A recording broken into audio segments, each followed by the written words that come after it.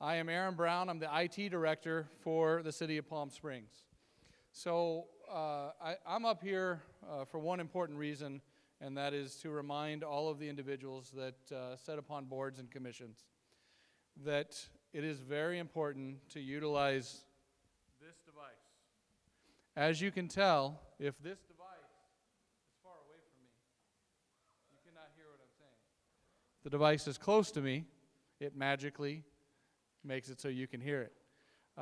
The reason it's very important is we have a lot of people, as you'd imagine, that do not have the luxury of being able to go to a meeting to hear the echoes of sound coming out of the room. They're home or they're away. And as Anthony and I were talking recently, we had a member of the deaf community that reached out. We closed caption every planning commission and every council meeting. And so he had said something that got me right in the feels. And he said, I had not felt a member of the community in the past, but now that I can participate, I feel like I'm a member of the community. And that's because the technology is there. That's because the individuals that are at the meetings are cognizant of that, and it's because our city made sure that we had the capability of doing those things. One of the things you'll see frequently, and I feel free to police yourself and others, you'll see people come in to their board and commission, especially if it's in a large conference room. The microphone's right in front of them. They'll move that about 2.5 feet out and then put all their stuff out. And we can't get anything. We'll try to adjust the sound in the back to try to compensate for that, but usually what will happen is you'll see me coming into the room, tapping you on the shoulder. And now you all know, if you ever watch the boards and commissions and you see me walk into that meeting and tap somebody on their shoulder, you now know what it is I'm saying. And please speak into the microphone. And just remember to turn them on and off. If you're having any problems, just let somebody know. The liaison, we'll have staff come and resolve it if it's swapping a microphone or whatever it is. But please remain cognizant of that and understand the reason behind the importance of this. And with that, I'll give you Anthony, your clerk. Good afternoon, everybody. Thank you for attending this training. I just want to let you know that we have this training. The City Council's approved and requested that we provide the boards and commissions with 2 trainings each year. So we're going to host in September through October 1 training each year on kind of a soft skills on boards and commission issues. And then in March, we'll be focusing on some of the technical issues. So this March, you can anticipate getting reminders about AB 1234 ethics training.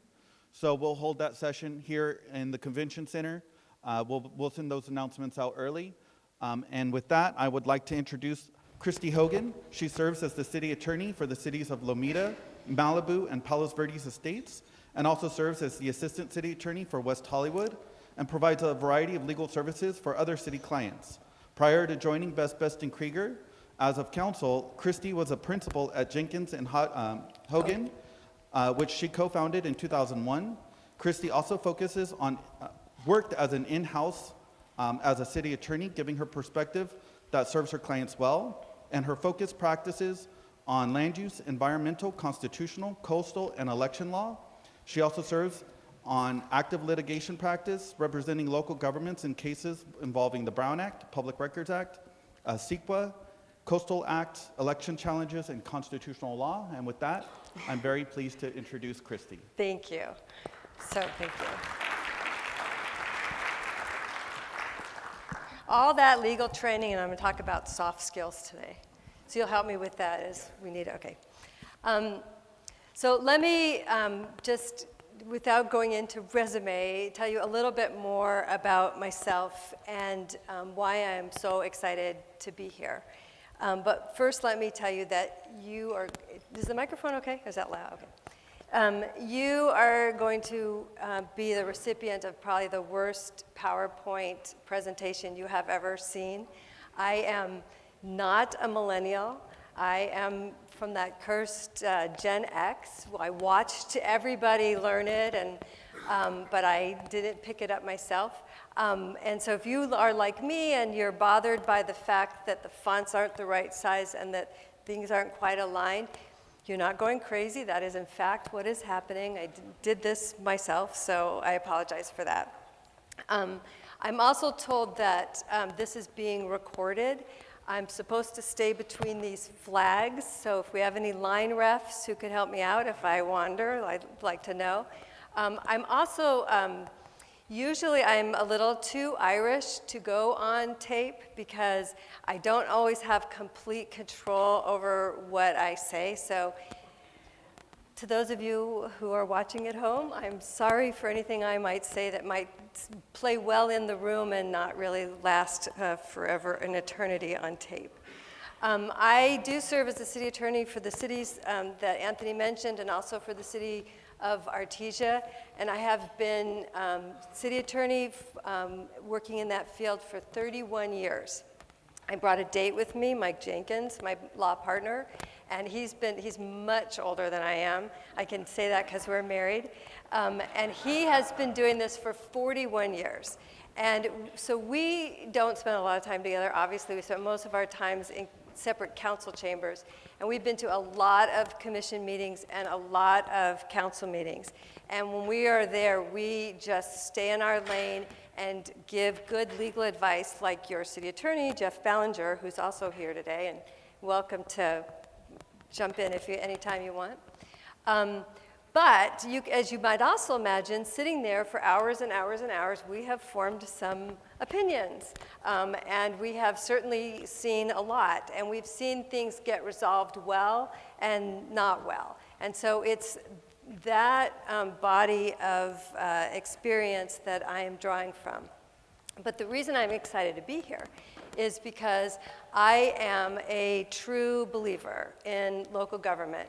And regardless of what your politics are, when you look at what's going on the national stage and even in Sacramento, I think the one thing that we can all agree on is that there is something very broken in this government experience. At least the trust relationship between the governed and the government has become frayed. And I believe with all of my heart that it is possible to restore that and save American democracy, and that the people who are best suited to do that are you, because we are the closest, with the closest proximity to the governed. And so as a true believer, that's why I'm here. And this is not an easy time. Not only have I just put on your shoulders the responsibility for saving American democracy, this is also a really hard time to be in local government for many reasons. I'll just point out my one, which is, when I was going to meetings in the 80s and in the 90s, they introduced cable casting, and so every once in a while, somebody angry resident would come running down the aisles, tucking their jammies into their jeans to take the microphone and say what they had just seen on TV. But by and large, the meetings were kind of quiet, and then they would play on TV, and maybe somebody would write a letter to the editor, and then maybe that would get published, and a few days later. I mean, things had a time to kind of bake and slow down. The pace of it was just much slower. And you are now in a very different era, as you well know. I don't need to describe it to you. You know what it is. And it has changed public service. And so I know there are a lot of people who have good reasons to shy away from it. And so it's always heartening to be in a room full of people who, notwithstanding the times and notwithstanding the challenge, have come together and are still doing it. So please help us save democracy. So let me start by reminding you what they taught you in elementary school civics, but also of that radical idea that shook the world in the late 18th century, right? And that gave birth to this whole idea that the political power ultimately rests in the people. And then we form our government, and then we ever so reluctantly delegate that power to the institutions of government.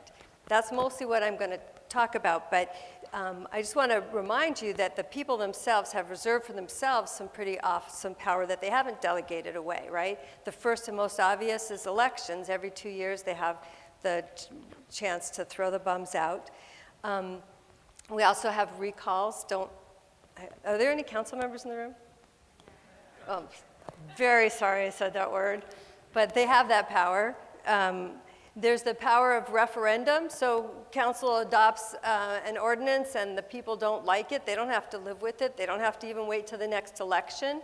They can actually petition to have that ordinance repealed. And then, of course, the power of initiative, and that is the direct legislating that people can do. I know you all went through that recently with short-term vacation rentals, right? That was an example of an initiative of direct legislation. But mostly we get things done through representative government, right? We elect somebody that we trust to do the job, and they hire a city manager to to implement their policies, and we watch them carefully and make sure that everything's being done the way we like it, and if we don't, then we wait till the next election and throw them out.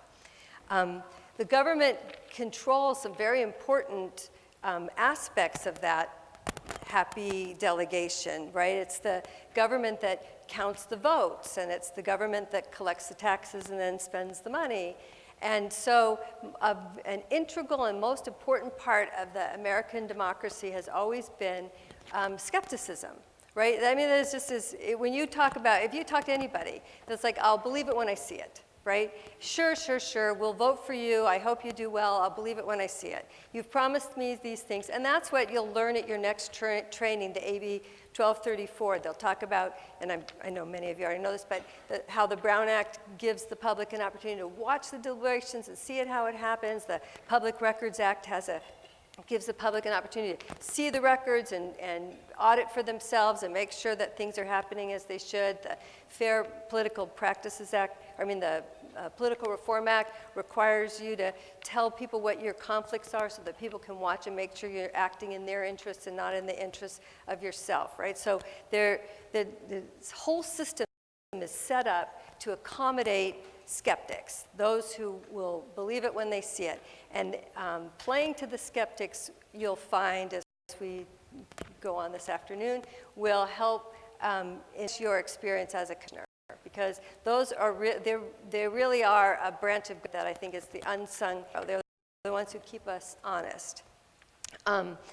Unfortunately, in this sort of post-Bell era, does everyone know what I mean when I say post-Bell era? Right, there was the city of Bell underwent there was a lot of people sleeping at the wheel, and they ended up taking the public money and the public trust and using it for their own gain instead of others. A lot of them ended up city manager and others in jail. It was an ugly time, and it really shook the municipal community and exposed what happens when an American cynic or skeptic takes one step too far and becomes cynical.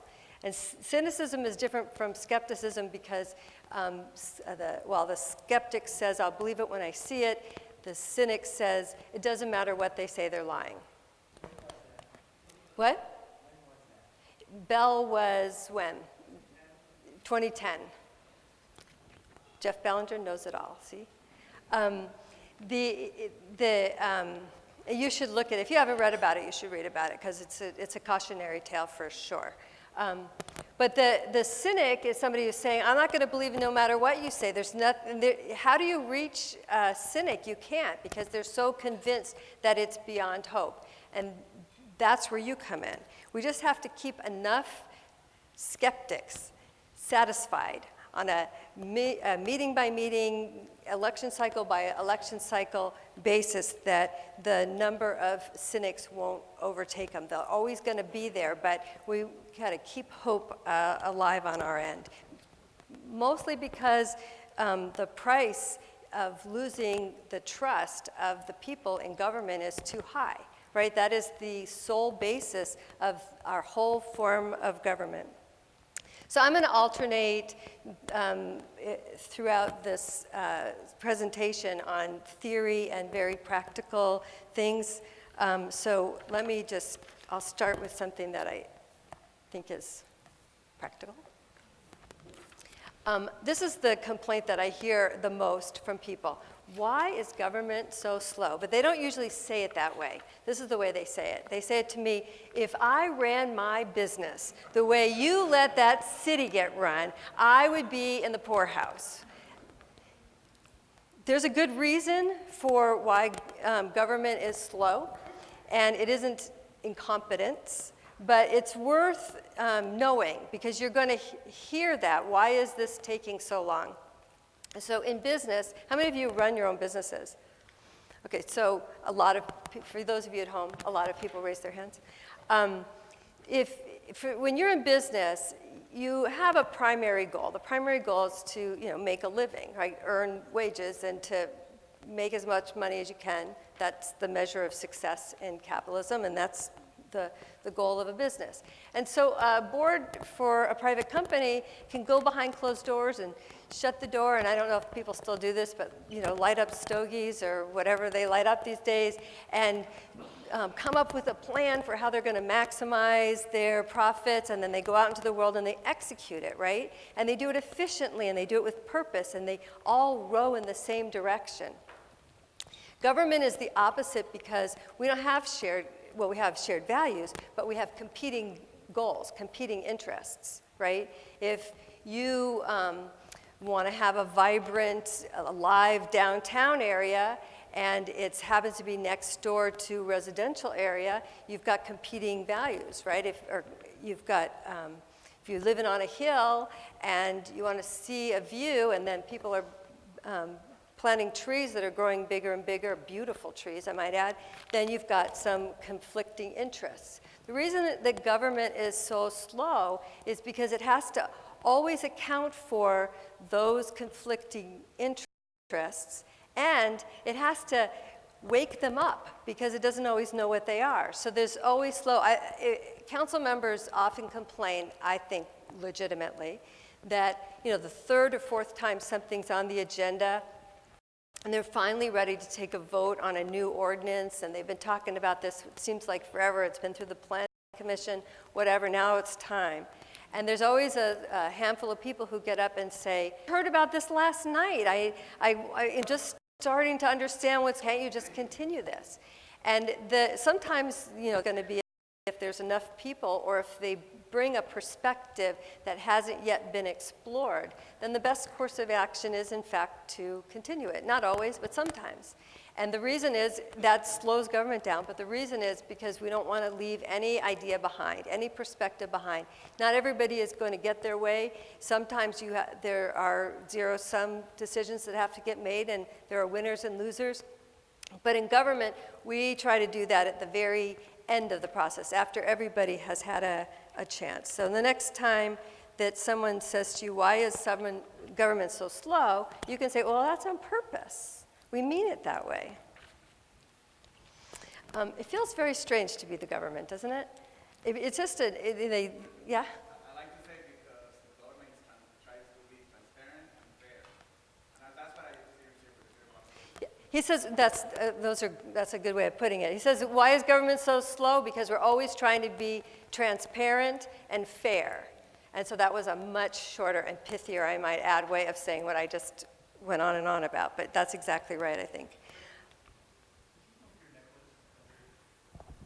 Am I jingling? You'll still think I'm a lawyer if I take off the pearls, right? Oh, I don't know if I even can.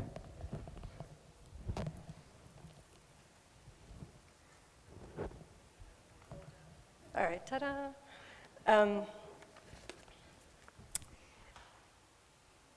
All right, so it feels strange to be the government all of a sudden. And it's funny because you feel like you're just you and you're a volunteer.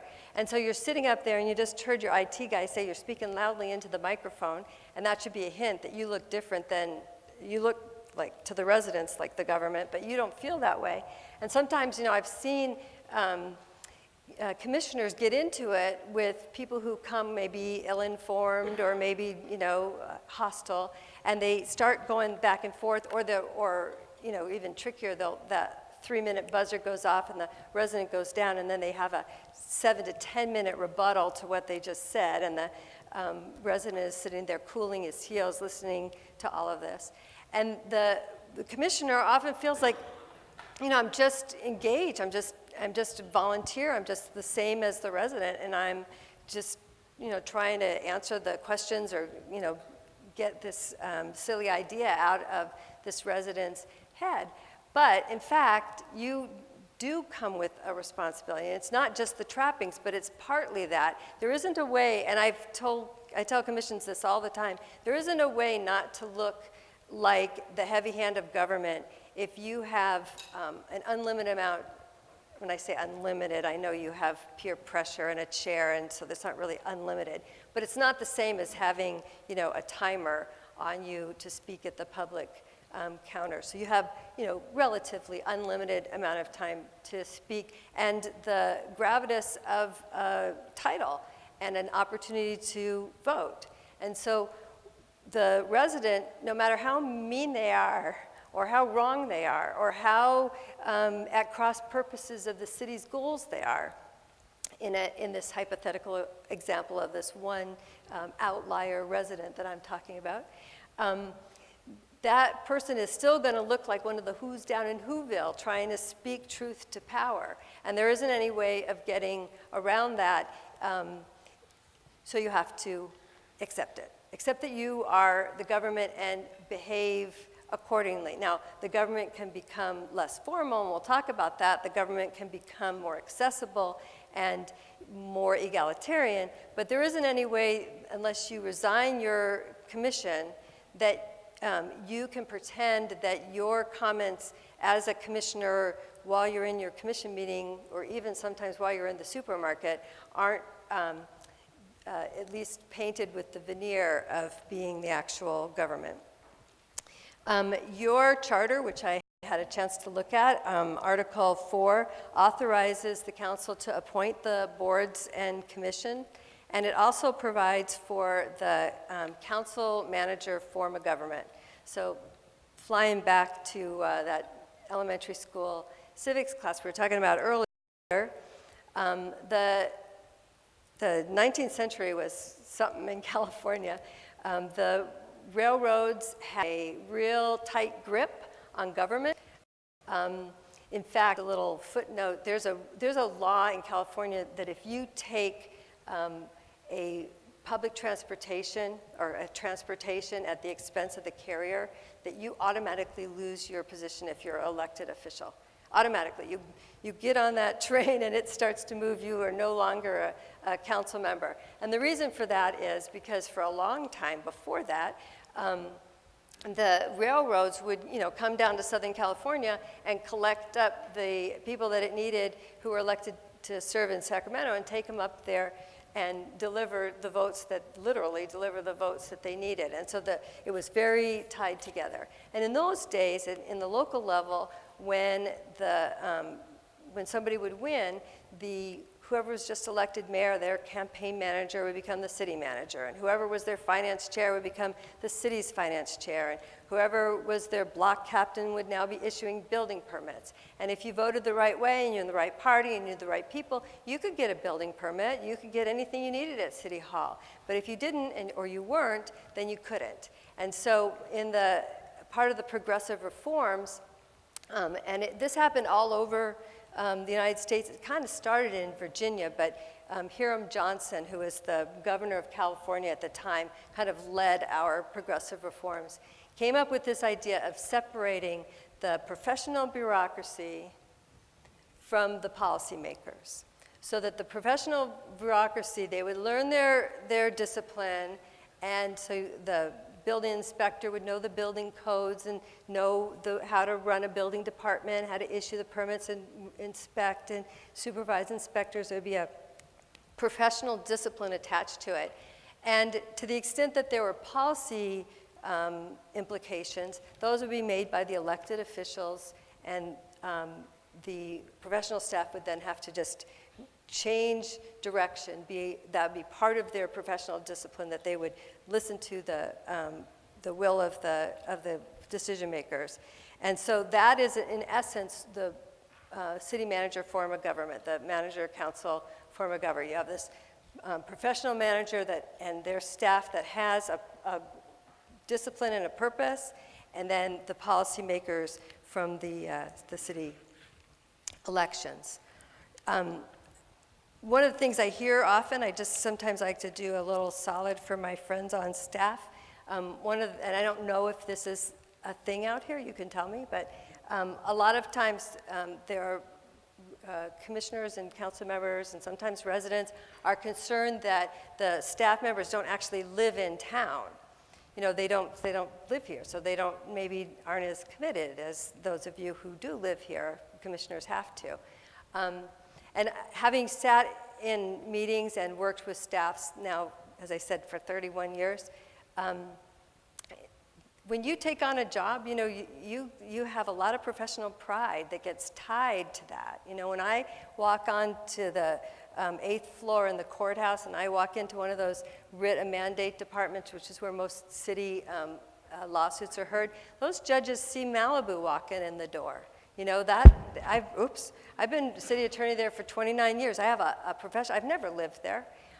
But I've closely associated my professional success, my identity as a lawyer is in part there. And that is true of planners and certainly of city managers. And, you know, there's a connection, I think, that comes from the professional pride.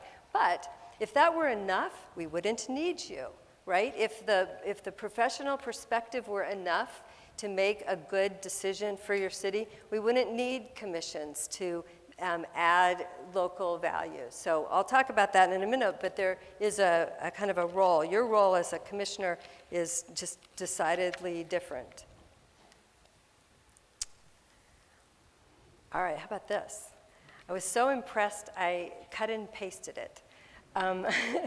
This is the list of all of the commissions and boards in Palm Springs. This is a longer list than some cities have.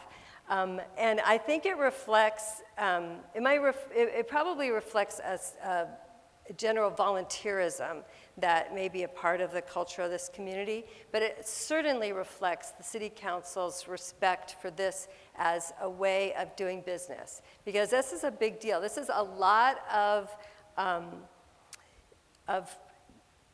participation that have been welcomed by the council, because the council, you know, creates every one of these. A couple of them are by the charter, but most of these are all by the council. So I want to do a roll call, but before I do, I got to loosen you up because I've been in front of groups before and I know you get settled in your seat. So I need you to just make a noise with me, one noise. We'll just go, woo, okay? So 1, 2, 3, woo.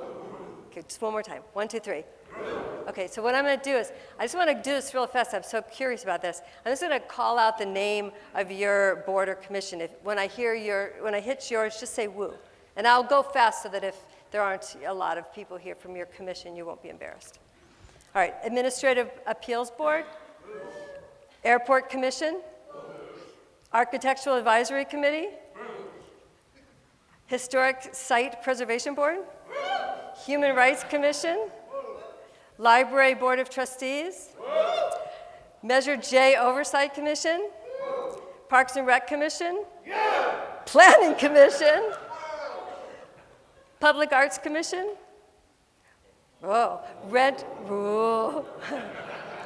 They are probably out there making this place beautiful. Leave them alone.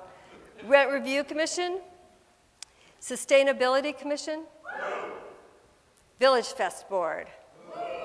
That's the one I would want to be on if I ever move here, by the way. That's incredible, right? I mean, that's like a really extraordinary array of things that the commission does, you know? And it's, you know, we all know what's different about working on a commission than in a private board, and that is obviously that you're accountable to the public minute by minute in real time, right? The public doesn't wait for your board or commission to issue its annual report at the end of the year to see if you've made a profit or done good or achieved your goals, right? They're there watching and expecting to participate sort of every step of the way. It is, now we come back to see I knew what you were thinking. It is like working in a fishbowl. And it's not a bad thing, you know. I sort of think of transparency as the guard that patrols the line between cynicism and skepticism, right? I really feel like that this transparency is going to help us rebuild that trust. And I got to do it with some humor. We got to keep, you know, the skeptics interested, and we got to keep proving ourselves every single day because, you know, being in public service means what have you done for me lately, right? We know that. But I really think that it's important to hold up these, the transparency especially, because I think that is what it's the skeptics. You guys are going to save us, but you're going to save us by keeping the skeptics believing that it's possible that you are going to do what you said you were going to do. That's the hope that sort of keeps the system alive. Participation is important. Public notice is how we give people the opportunity to participate. It's part of the sort of groundwork of our system is to make sure that people have a way to participate. One way the council came up with was to appoint all of you. That was good thinking. The next level is those people who are not willing to make the kinds of time commitment that you made, but still occasionally have an idea or a concern or a thought or want to be a part of at least an initiative or two. They can get to the city through you. And they can only do that when they have a chance to. And again, you'll learn in your 1234, and I know you already know this because you're already doing this, how important it is to make sure that the public gets the notice and that you conduct your business in the meetings so they have a chance. How many of you have been on a commissioner board, you know, total? I know you might have flitted around from board to board, but total amount of time as a public servant on a commission for more than 10 years. So there's a few of you for more than between 5 and 10 years. Okay, so 1 to 5 years? And then less than that. I mean, great, welcome, thank you for doing this. So that is like the perfect mix, right? You've got people who can tell you how it used to be done, and people who've been doing it that way for a while and starting to see why it doesn't work anymore, and then people who have come along with no investment in how it used to be done to, you know, get some change going and keep the city moving forward. You know, I really feel like there's this magic in the deliberative body, and the Brown Act, they'll talk about that next time about how it works, but I think there's something kind of magical about deliberation and waiting and doing it in public. And I've seen it more times than I can count where commissioners or council members have come in with some pretty set ideas on how they wanted to do things and then talked about it and then had their ideas changed and their minds changed. And that is what the deliberations is for. So don't cheat yourself by shortcutting the Brown Act. And obviously you know that your singular purpose in everything that you do as a public official is to advance the public interest. And you should be mindful of that at all the time. There are no perks to this. And I'll give you another little pro tip here, and that is occasionally I see people who get to that edge, and it always is preceded by this sentence. I really don't even get paid enough for what I do for the city. I don't. There's not enough in it for me for everything that I do for the city. As soon as you start feeling that way, you know, go to a bar, have a margarita, call your grandson, do whatever it does, you need to be happy again and rethink whether or not your motives have slipped away. Did you have a comment or question?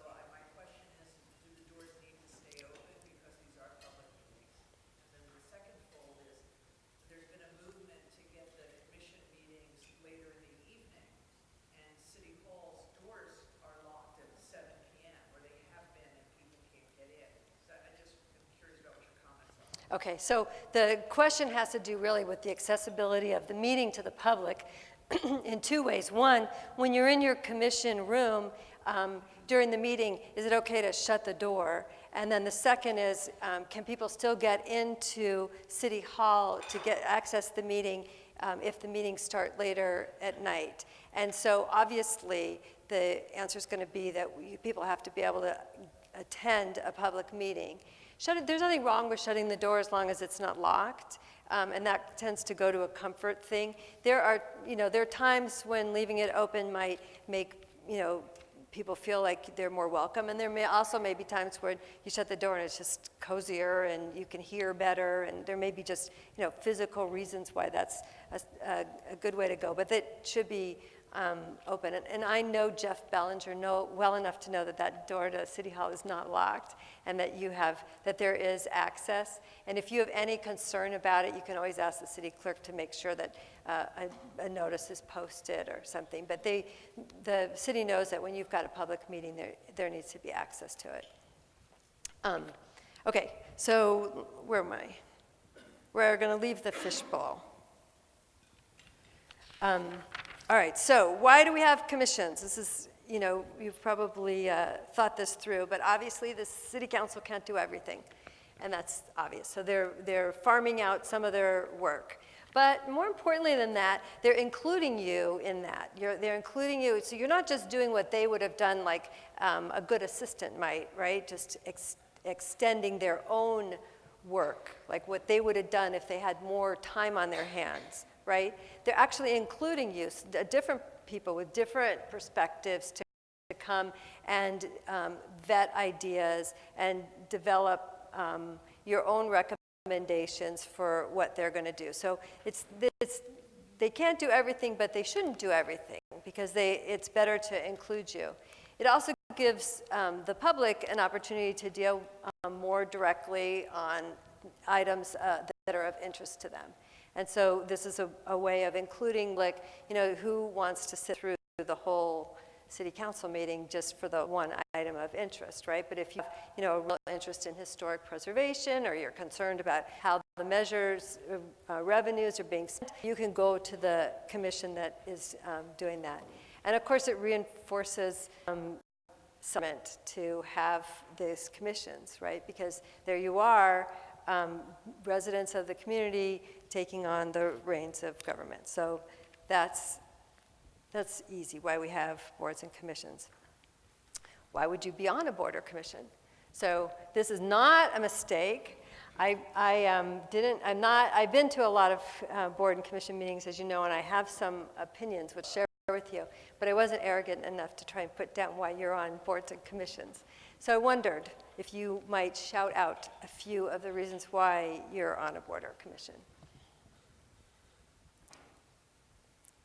No one? To participate.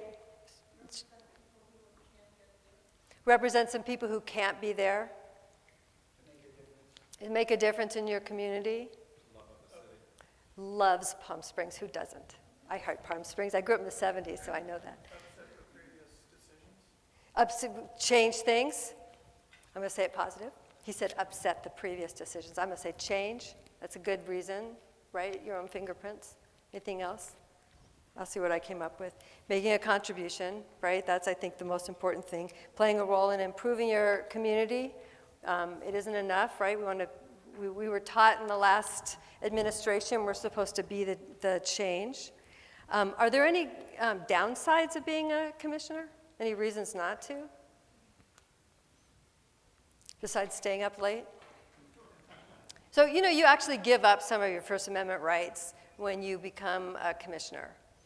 And you take on not only the authority and the opportunity to make a difference and be a decision maker, but the burden that comes with that too, right? Which means that you kind of have to behave yourself when you go out to that bar or to console yourself over your sadness for your way that public service is working out at that particular moment in your life.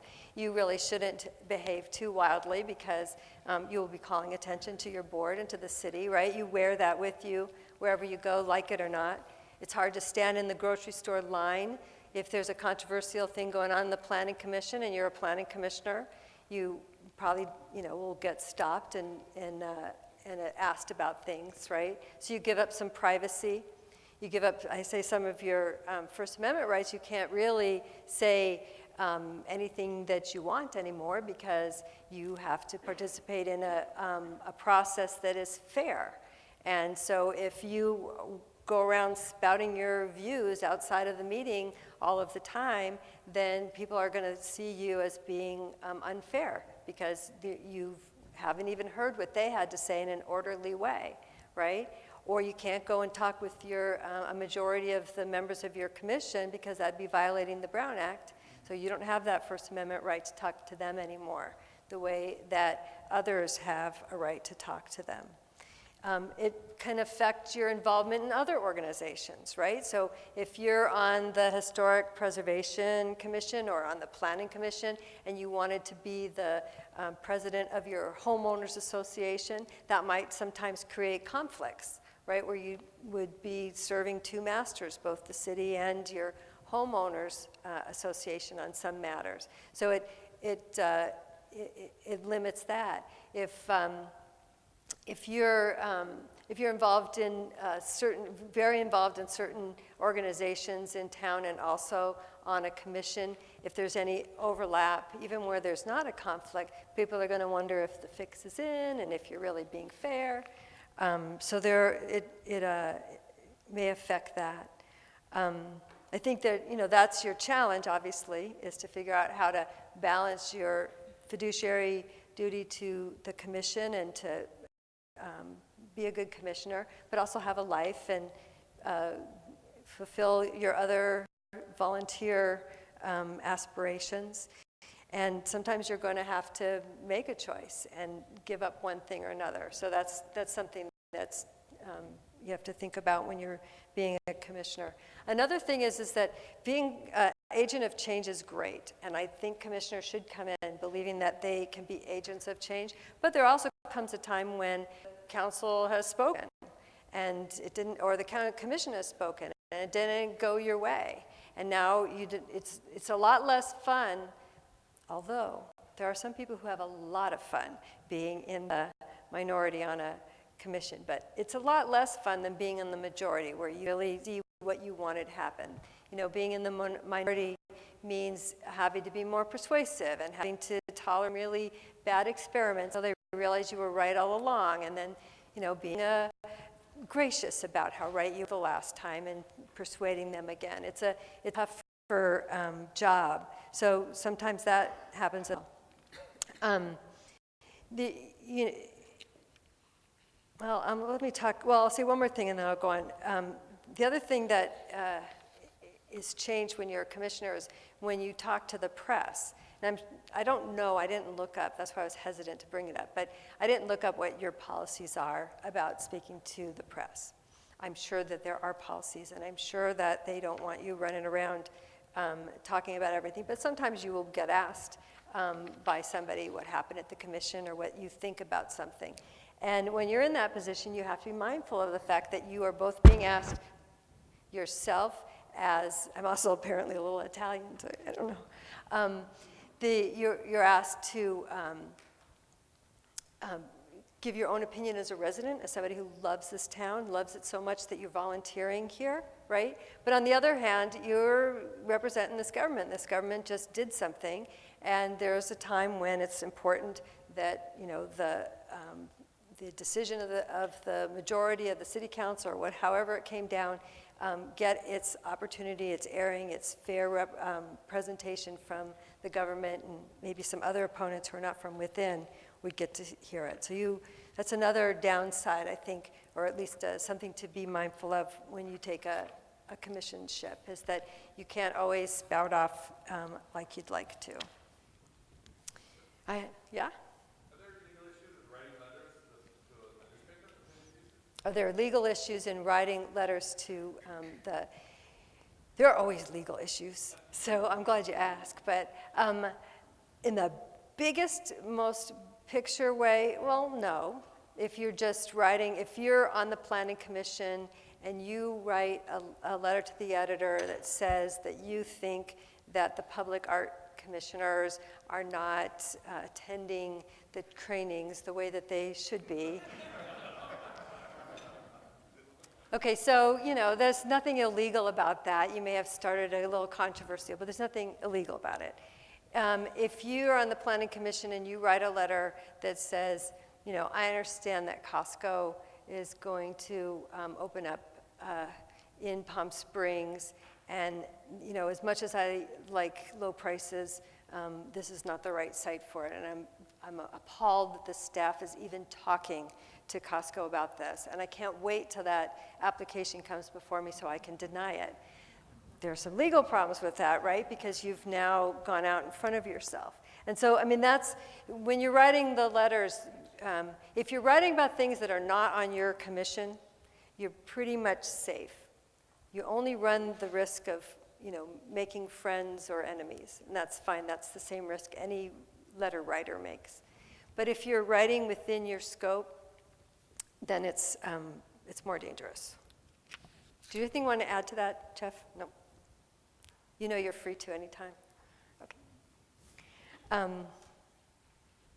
All right, so the top of every org chart in every city I've ever worked in are, of course, the residents, and under that is the city council, and they are directly accountable to the voters. And then they make appointments, that's you, and you are not directly accountable to the voters, but the people who appointed you are. So they're very interested in having you behave yourself. The council sets your jurisdiction, so even though you're on a commission, you're not free to come up with any great idea that you want, and there are reasons for that. Imagine just I know a lot of you raised your hands that you run businesses, or have run businesses. Imagine the amount of resources that go in to just getting you into your meetings, right? They got agendas, and there's staff reports, and then they got to make sure everybody gets notice of it, sent out the blast emails, and they've unlocked the front of City Hall. Got to keep it unlocked, so staff's got to be around. There's just a lot of resources that go into that. And when the council sets a budget, ordinarily, council will set its goals, and it knows what it wants to achieve for the year. That is the point where, by the way, you should be participating in the goal setting for the budget. This is another pro tip, because not everybody knows. That is when the council decides where they're going to emphasize for the year. And if you've got a particular thing you want done, that is a good place to participate at the council level. But once you're into the commission level, you have a job to do, and that job is defined by the city council and by the charter and the municipal code. And so that's as far as you can go. I'll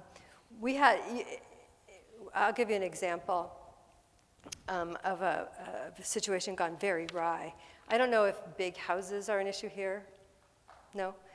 Okay, good. So this is neutral. Sometimes you bring up something like a dog park and everybody's, So in Malibu, the houses, they keep burning down and then build them bigger. And they burn them down, they build them bigger. And so the houses have gotten to be pretty big. And traditionally speaking, mansionization has to do with the ratio of how big the house is to how big the lot is.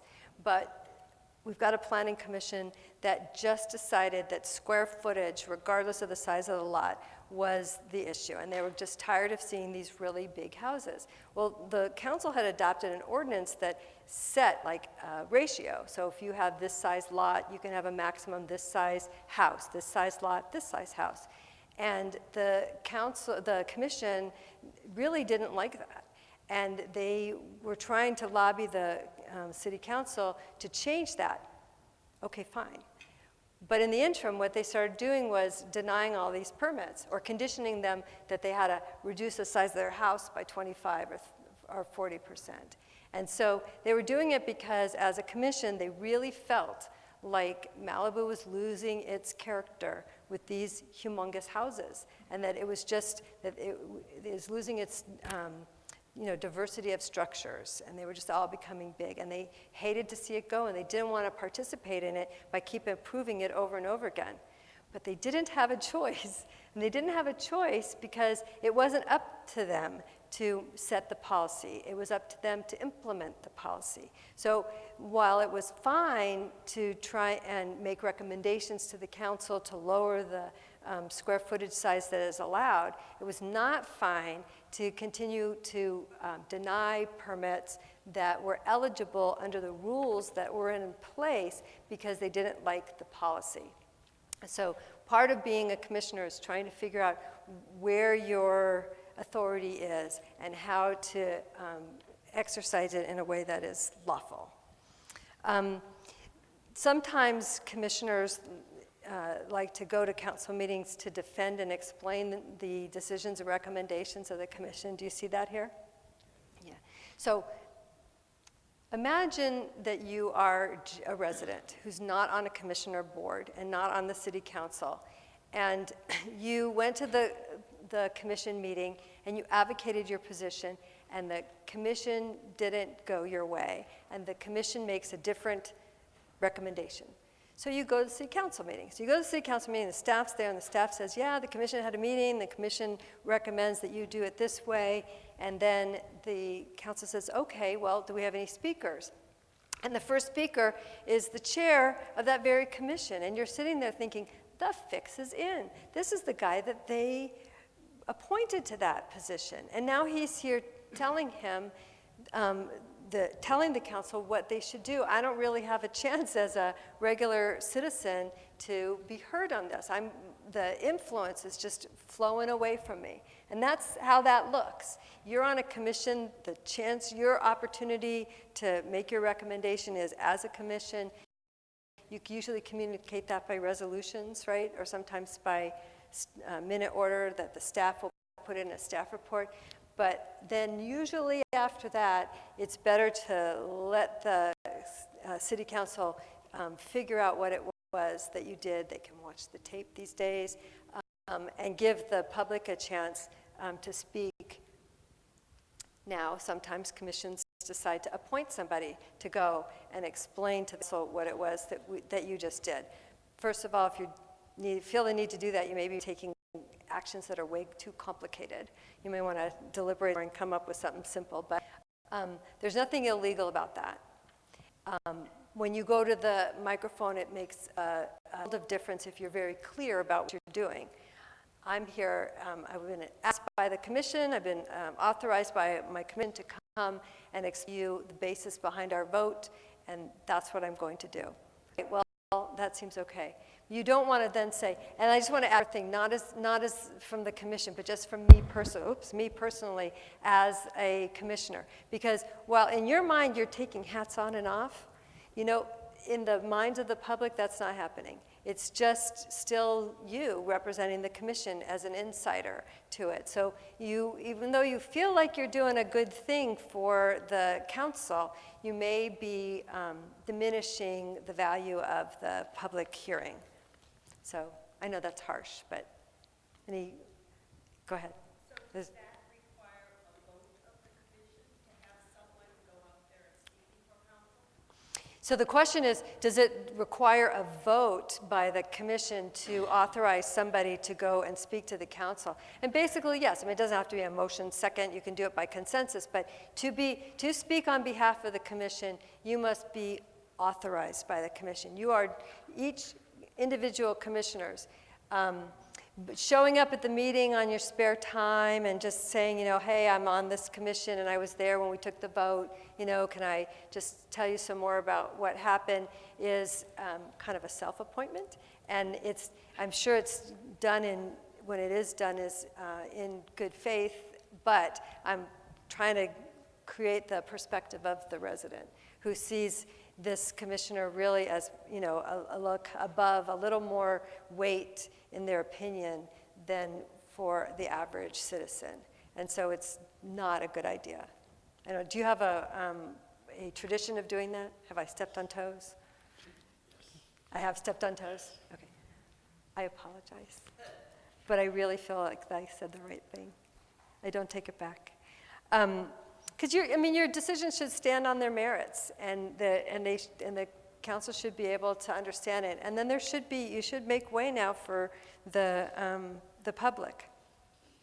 But it is important to figure out how information gets disseminated. I mean, sometimes that tradition evolves when commissioners don't feel that the staff is adequately communicating their opinions and their ideas. And that's, you know, that's a relationship issue, right? So if that is the issue, then you need to make sure that you are drafting resolutions that state clearly, or that you're making your motions in ways that can be taken down verbatim so that it's clear, if that's it. I'm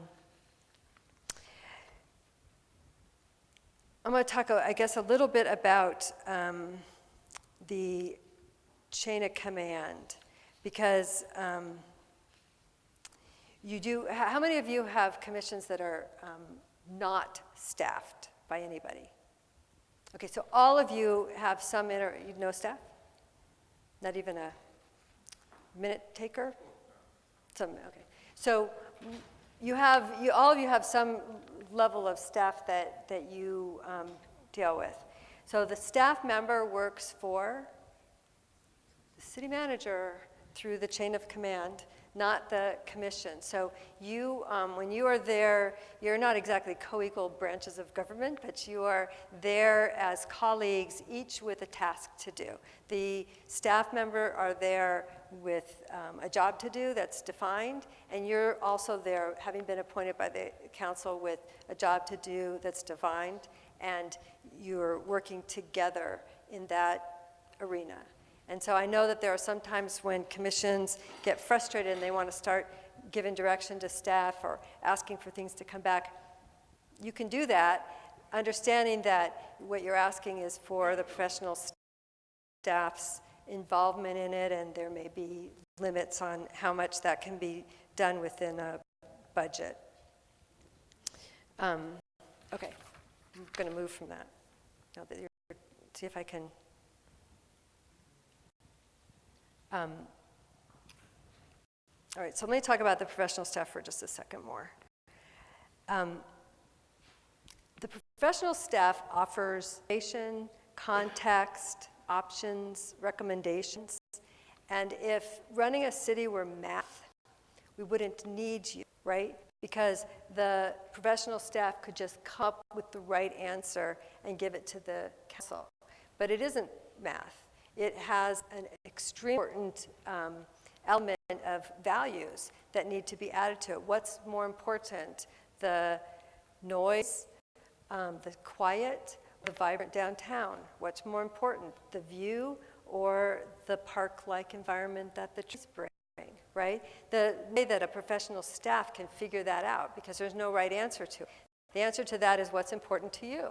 What makes the Palm Springs the place you want to live? What makes Palm Springs have the values that you want it to have, include the people you want all included? So that's ultimately what we're looking at in the relationship with the staff, is you coming up with what are the contexts, what's the background, why is it done generally that way, what has been your experience, and to get all of the information you need to ultimately to make your decision. And the way I've always looked at that is that, you know, you want to both rely on staff to give you information and then be independent and decide for yourself how you're going to use that information.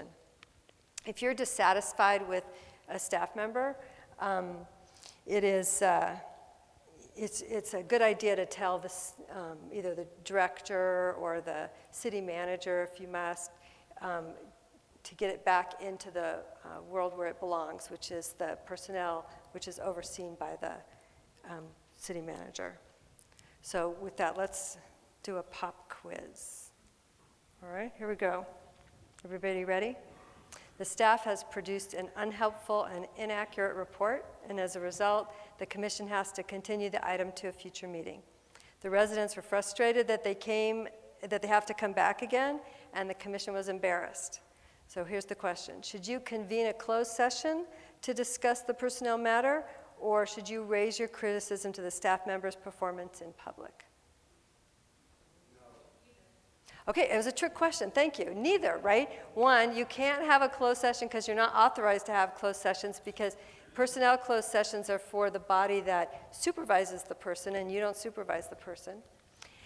And criticizing the performance in public is just going to alienate and embarrass the staff member, isn't going to advance the commission's cause at all. But that's not the same as criticizing the work product. So it is perfectly in bounds to say, the reason that this staff report is unhelpful is because I was really expecting to see a history of what the city has spent on this kind of thing in the past. And I'm not sure it's accurate, because the suggestion here is that we've never had these events before, but I know for a fact that we've had them annually. And so it's not helpful. So when the report comes back, I want to make sure that the history of spending on this kind of an event is included. That's fair. It's criticism.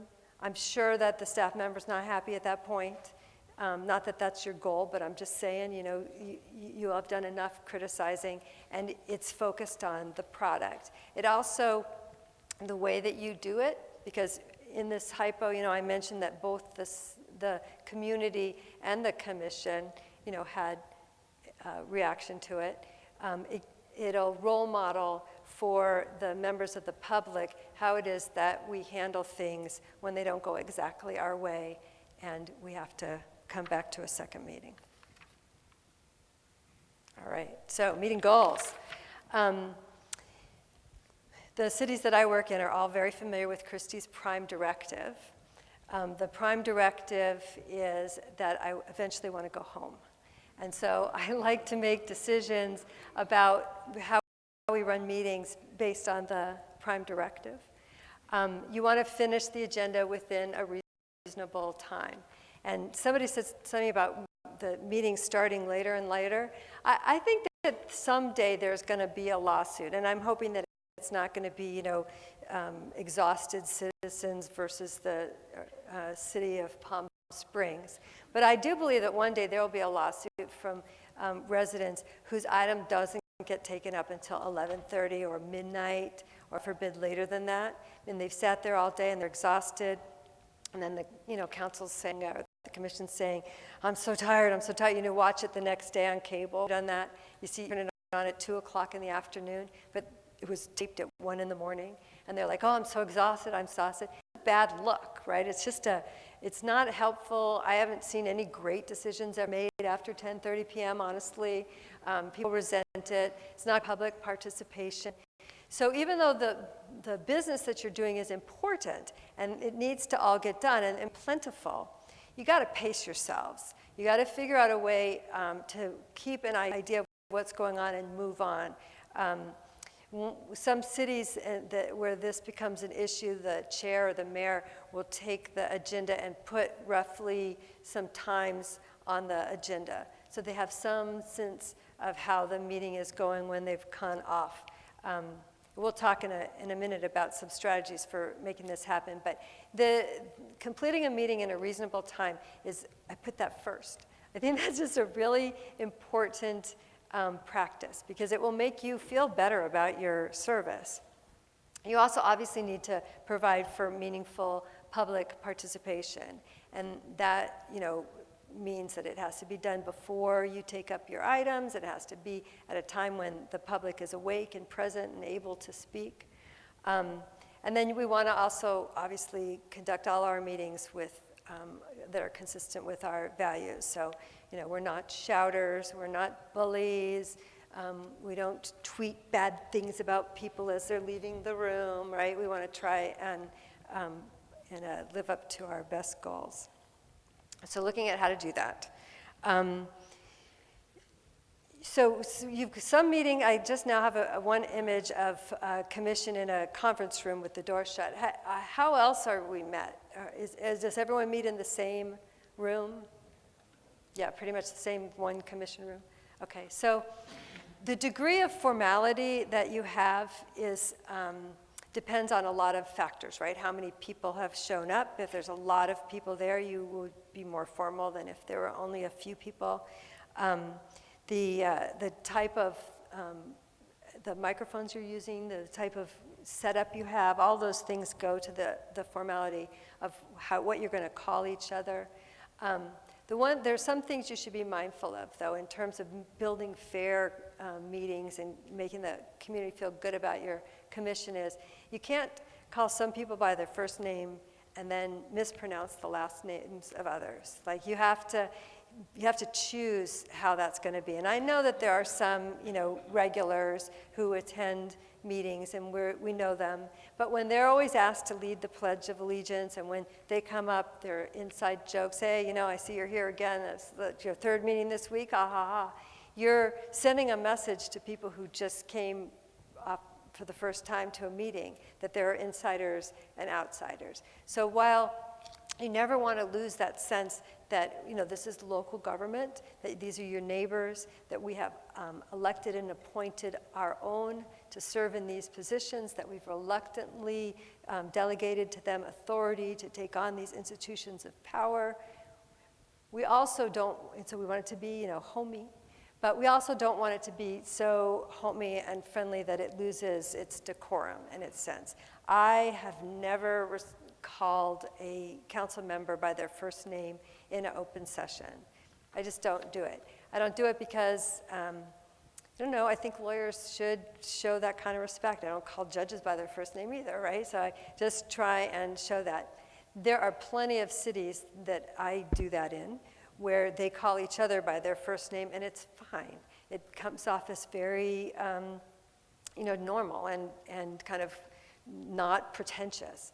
There are other cities where, again, that would look too chummy. It would just not show that they are working at an arm's length and let people know that these are 5 independent people and not 5 friends sitting around at a dinner party. So the level of formality is something that you should be mindful of. And being consistent is important too, because we do have those season ticketers who go to all the meetings, and they'd like to see things done pretty much how things are always done.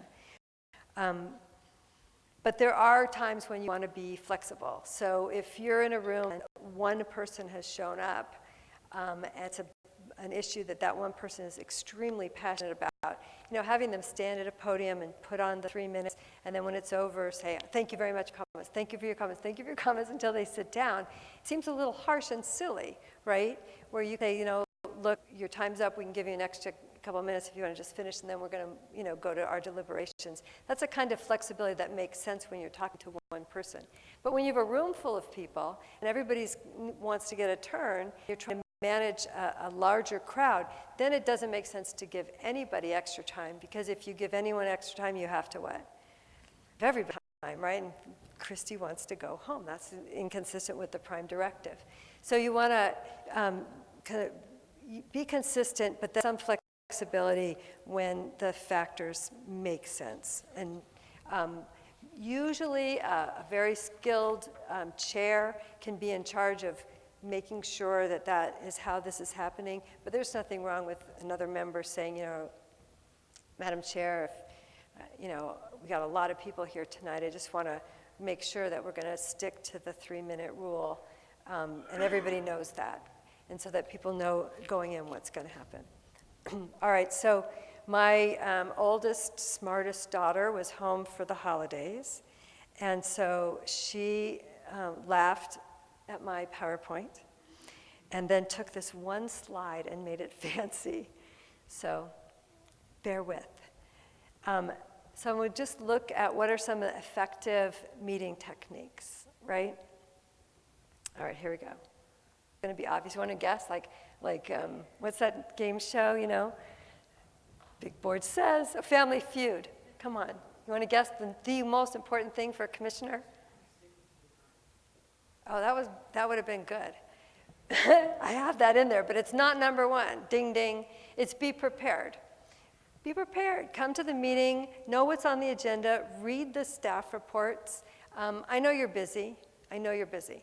I know that these things jump up on you, sometimes on your calendars. But candidly, you know, staff has prepared these reports for you, and the agenda's out, and there are people who have come.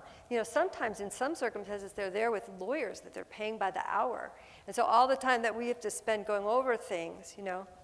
So I would say, come prepared. Come prepared. If you have a lot of like little questions that can be easily answered by staff, you might want to get them answered. And then the magic question, I think, the savviest council members ask me is they'll ask me a question and then they'll say, is this something that the public might benefit from knowing? And sometimes I'll say, you know what, yes, I think they should know. And then he said, okay, I'll ask you at the meeting.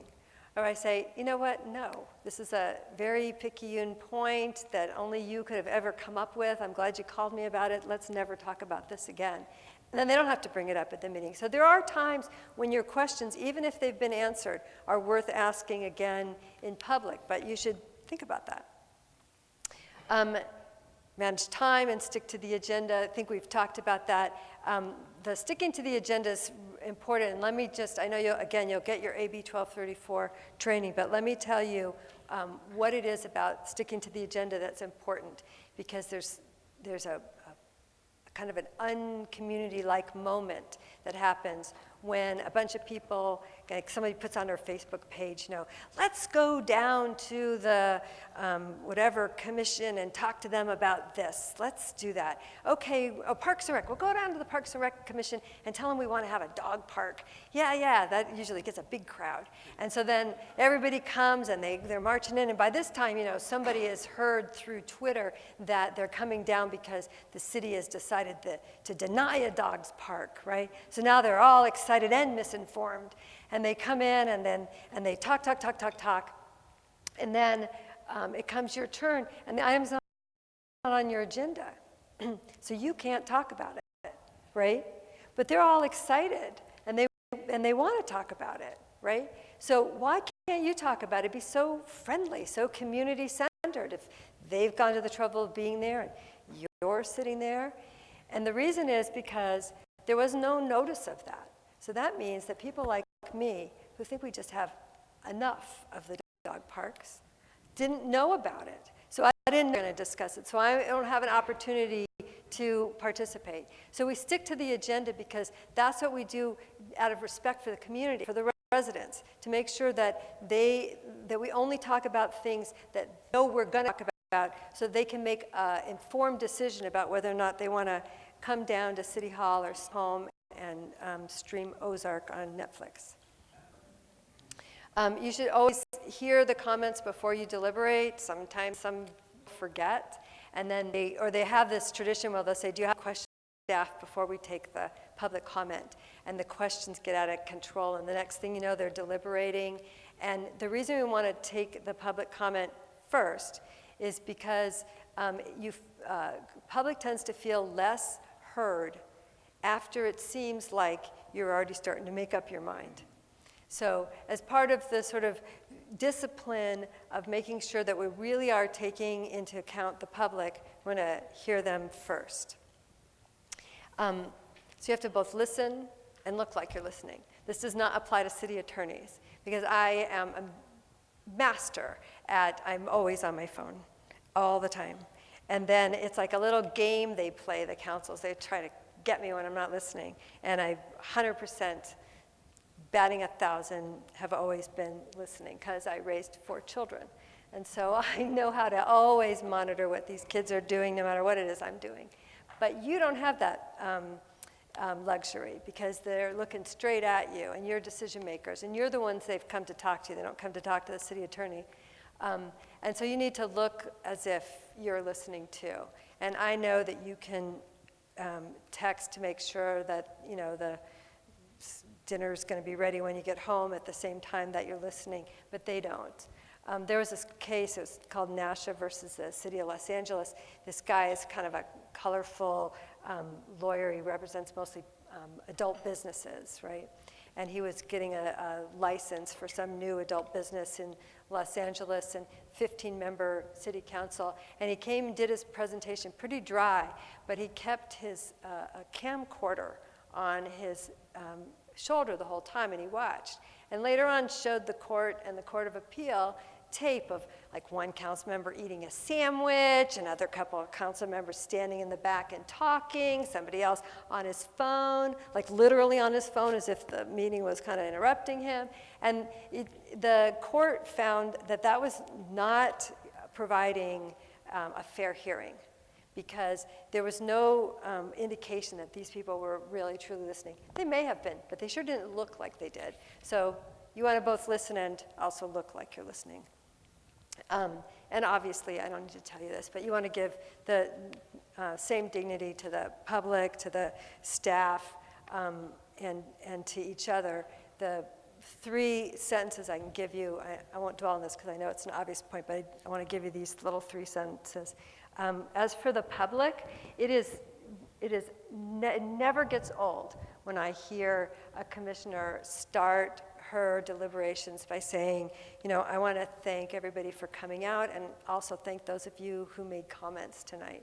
Because they have come out and they did talk to you and they are caring about the thing that you've been appointed and you're trying to change and be a part of, right? So I never gets old hearing that. It also never gets old, and it's always a little surprising to hear Commissioner also say, and I also want to thank the staff for the staff report. I know a lot of work goes in that. It's good information. You know, I'm not sure I agree with the recommendation, but I really thank you for the report. It was helpful. It helped us with the conversation. And then the last one, which is the tricky one, which is to each other. You know, when you're disagreeing, it helps to start by saying, I'm glad you raised that point, because it gives us an opportunity to discuss it. And, you know, sort of keep that in mind. It raises the sort of the dignity of the deliberation. Avoiding repetition, this is very much a part of Christie's prime directive, because there's no reason for you to have to say, even if you could say it better, exactly what the last commissioner said.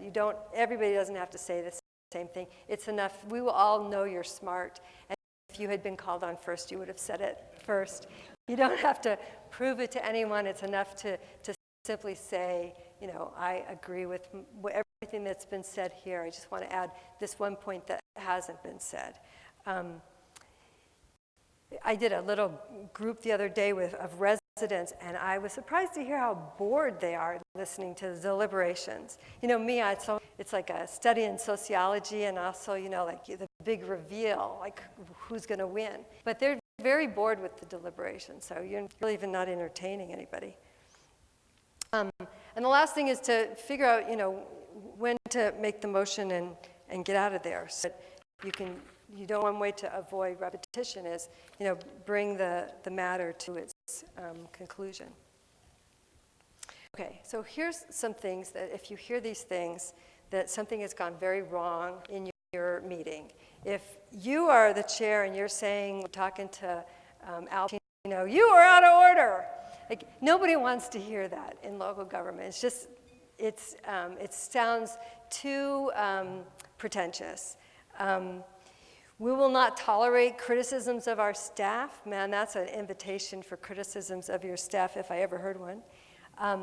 This idea, if you applaud every speaker, we'll never get out of here. I got news for you. If you've got a big crowd and they're applauding every speaker, they don't care if you ever get out of there. They care what the outcome is going to be, and they will keep you there until they get it. There is a good reason to ask them not to applaud, and it's not to get out early. It's because it intimidates the minority point of view. So when we hear a lot of applause, a good chair or mayor will say, we know you're here, we hear you, we see you, we're glad you're here. I know that many of you have come together and you share a point of view, and we're here to listen to all of it. But this chamber or this conference room is made to make sure that all points of view can be heard. And in order not to intimidate or to discourage somebody who has a different point of view, we ask you not to applaud and certainly not boo after people speak. One more outburst like that, and I'll have you removed from this meeting. The Brown Act does allow you to remove people who are just disrupting your meeting, and it does happen. But man, when it happens, you know it. It is not a gray area. You don't have to ask the city attorney, is this the moment? You absolutely know it. I'll tell you a couple of times when it's not, which will surprise the councils that happen to. One of them is the case that was reported on this is a commission was, or council, I guess, the city council was up there, they were doing their business, and a guy in the back thought that they were behaving in a kind of an autocratic way. In fact, he thought they were acting in a Nazi-like way. And so he decided to stand back there and give them a Nazi salute, which was very offensive and distracting as all can be.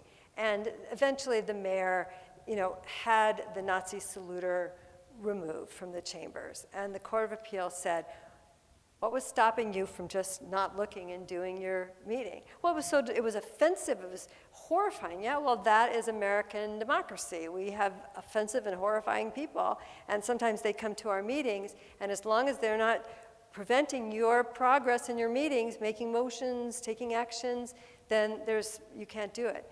So I thought that was going to be the worst one, but the very worst one is going on right now in Pasadena.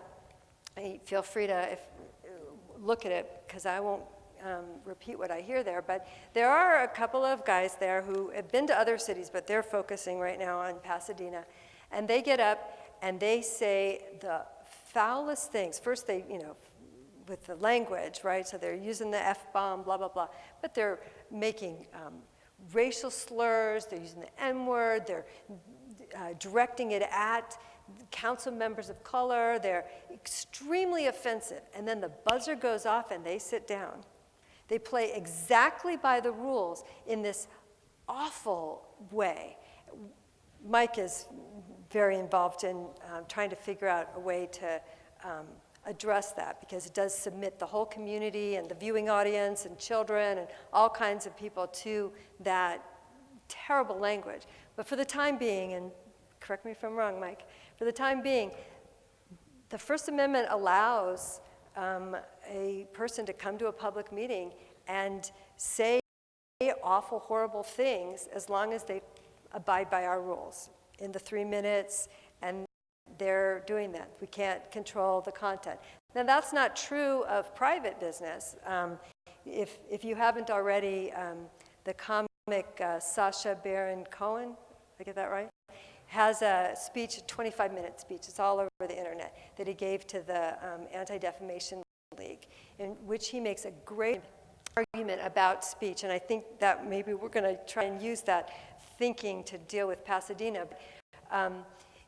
In part of the speech, he reminds us that if somebody goes into the middle of a restaurant and starts saying offensive things in the restaurant, the private restaurant owner has every right under the American laws to say, get out, make him go away, because that's a private party and can refuse service on that basis, can refuse service if they were offended by the fact that the person was worshipped Islam or whatever, but on a non-protected class basis, they could do that. So they can do that, but can't, because you're the government and you're stuck listening to sometimes crazy stuff.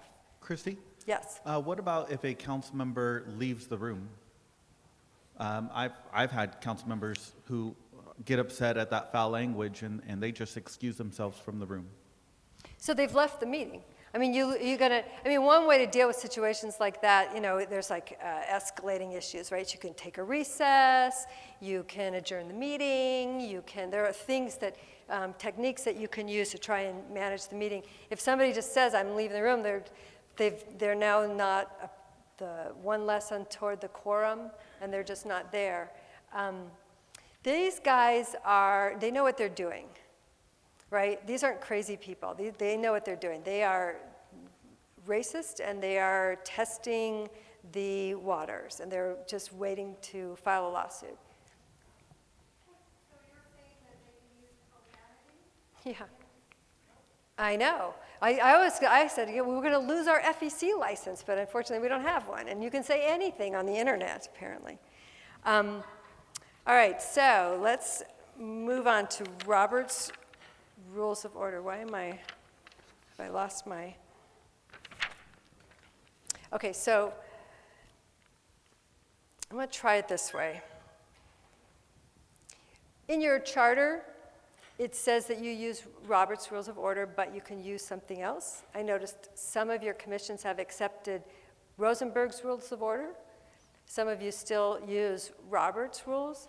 The single most important thing, whatever rules of order you are abiding by, is that they be a tool and not a weapon. That rules of procedure are meant to facilitate discussion and not to impede it. So I want to see if I can demonstrate the rules on motions. So I'm just going to ask the 5 of you to just stand up for a second. You won't have to do anything or say anything, I promise. Just you two, Mike. All right, so turn around and face them so they could see it. So what we have, I'm not behind. Oh, the flags. Okay, so your name and your commission, just real loud. Library Board. Library Board. Administrative Appeals. Administrative Appeals. Architectural Advisory. Architectural Advisory. Same Architectural Advisory. Okay. Friend. So you're going to be a fictitious board together. And Mike is going to make a motion that we're going to create a subcommittee to develop a proposal for a new historic district.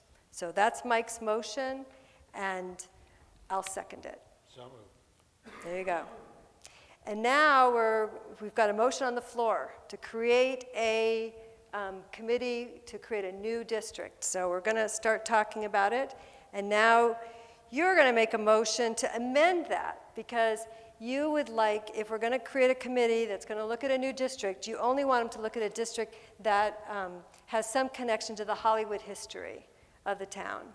So you have a motion to amend the motion to limit them to a Hollywood history. I'll second that. I'll second anything, really. All right, so now we have on the floor the main motion, create the district, the committee to do the district, and an amendment. The amendment is to tie it to Hollywood somehow. And now we have another motion. And this motion is to amend the main motion so that the district, whatever they come up with their proposal, it has to at least be contiguous. You don't want to have a little here, a little there, a little there, right? Just anywhere any starlet ever slept. You want to have an area. So that was your motion, and I'll second. So now we've got a main motion and 2 amending motions on the floor. Another motion. This motion is a substitute motion. And the substitute motion is not to have it at all. You're going to second it, all right? So we have a substitute motion to not even have a committee, and a second. And we have an amendment to make it contiguous, amendment to make it Hollywood tied, and a motion to create a committee to do a good set. So here it is. You can sit. Thank you very much. Thank you for your service. Visual learners, I'm trying to think about you too. All right, so the question is, what to chair to do? So what are we going to vote on first? The substitute motion. So the first motion we're going to vote on is just to can the whole idea, and there was a second to it. And if we get a majority, what happens to the main motion? It's gone, right? It's moot. We're done. We're going to move on. That would be a good vote if you were just voting on the lines of Christie's prime directive. All right, so then let's say it fails. What's the next motion we're going to vote on? The Second Amendment. So we're going to start by finding out whether or not it could be contiguous. Whether it passes or fails just tells us whether or not that's going to be part of the motion. And then we're going to go to the, it has to be with the Starlets, the Hollywood connection, and we'll pass, and then we go to the main motion, which has now have been amended twice or once or 0 times, depending on the outcome of those. And that is all you need to know about motions. But you should, the maximum number of amendments you can ever have is 3. So that's good. Most people use, most commissions use friendly amendments rather than that tedious process. That tedious process is good if you don't have full agreement on the amendments. But a friendly amendment is when you just simply, without and all that fanfare, you just say, would the maker of the motion and the seconder of the motion accept a limitation that it be Hollywood-based? If they say yes, you're done. If they say no, you can make that motion. If you get a second, then you got an amendment on the floor. Yeah. Okay, so maybe you just answered the question. So if there's a motion on the floor and a second, and if you ask for a vote, or are you prompted to ask for any additions or subtractions? So you can ask for a vote at any point, but you want to have some discussion about the motion, make sure that it says exactly what you want it to say. When you're debating the amendments, you can only talk about that part. So when you're debating the Second Amendment about the contiguousness, that's all. Not about whether you're going to have a district at all, not about the Hollywood stuff, just contiguousness. And that is obviously to keep things going so that you can ever get home. Mm-hmm. Is it necessary for the chair to ask the person who made the first motion if they would accept an amendment to their motion?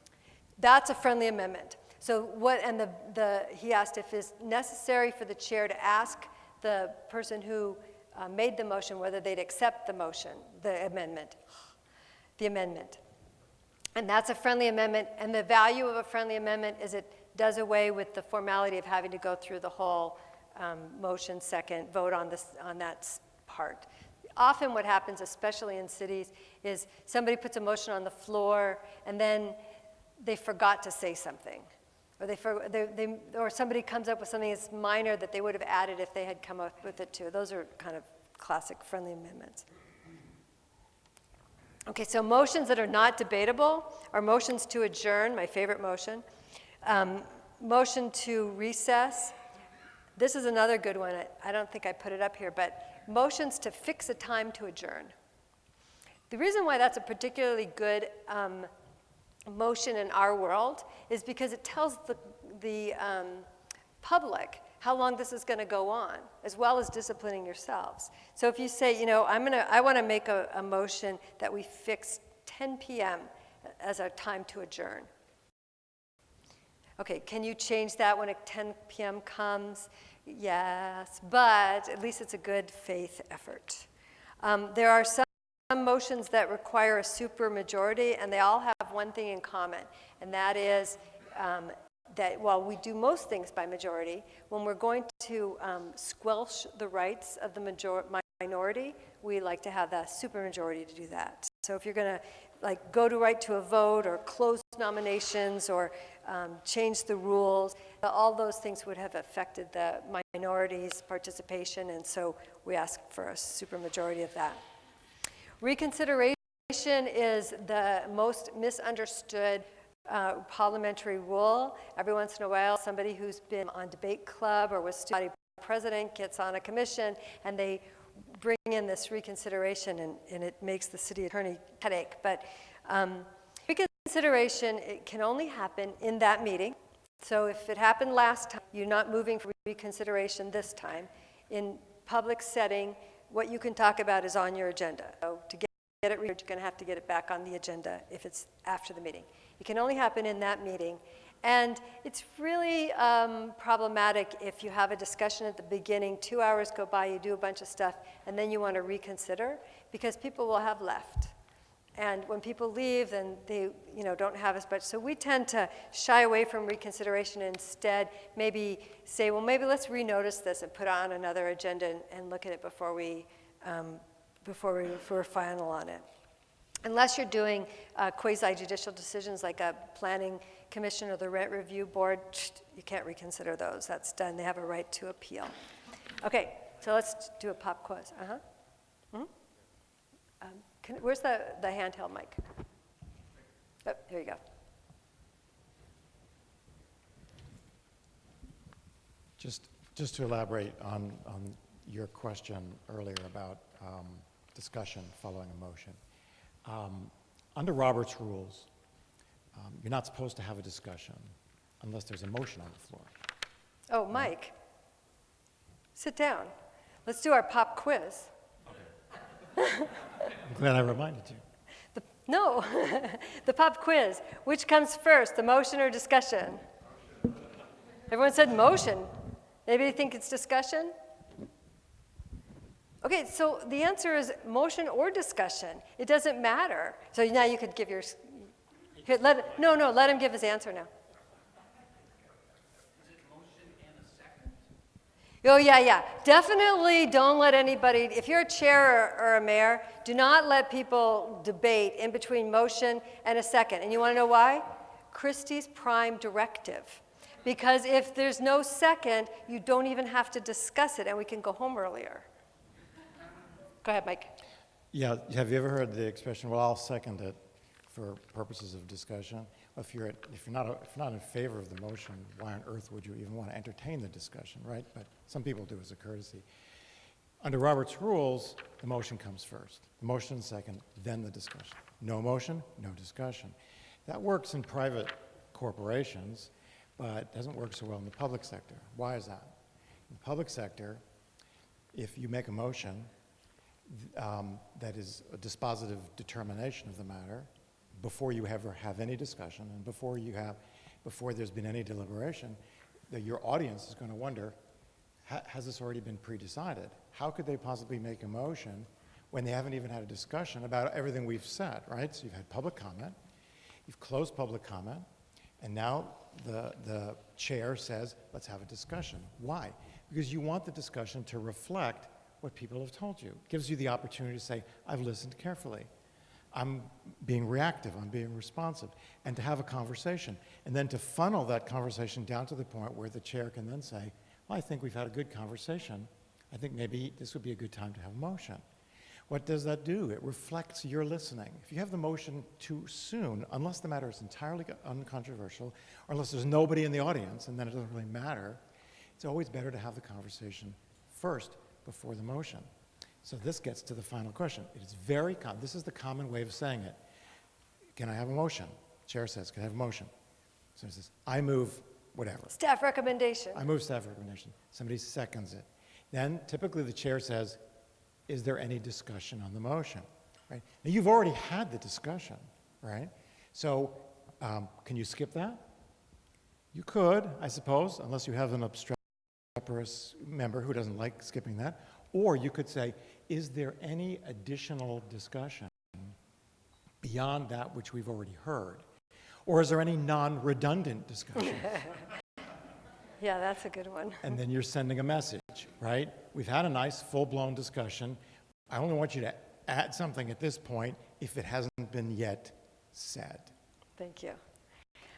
Yes? During that discussion, before you take a vote on the motion, can you go around and ask each of the members of the commission for a comment, and the person says, well, I support this, or I don't support this. Is that proper? Oh, yeah, useful. Because now when you have a motion, you're not going to have a bunch of friendly amendments and seconds, right? You're going to, it's very healthy. Oh, I'm sorry. The question was, sometimes what happens is if you're not going to have a motion right away, you go down the line and each commissioner gives their comments and they start saying things like, well, I support this, but not this. I'd like to see this, but not that. And what's emerging is consensus. That's deliberation. So that's a good thing. Okay, yeah?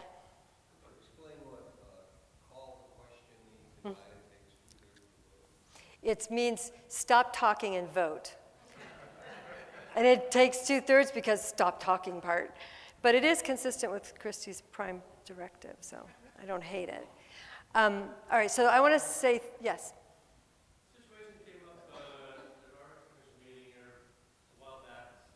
We voted, we had a motion, second, discussion, lengthy